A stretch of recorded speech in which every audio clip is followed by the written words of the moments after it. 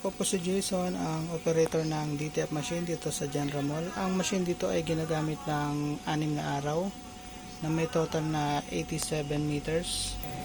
Ito ang cupping area na may 80% good condition pa rin.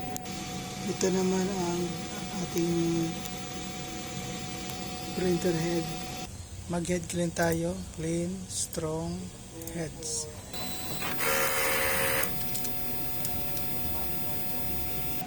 Rubber wiper, lagi natin punasan pagkatapos mag-head clean. Nozzle check.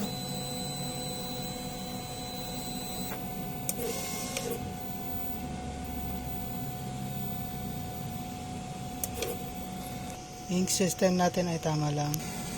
Waste tank nilinis kahapon. Ito naman ang ground wire. ABR. Ito naman po yung mga stock natin. Ang stock natin ay sakto lang.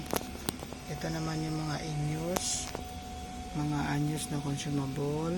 Dito naman sa baba ang ating DTF film, daily output. Ito naman ang daily checklist natin. Ang weekly. Nakagamit tayo ng white ink, magenta, DTF film.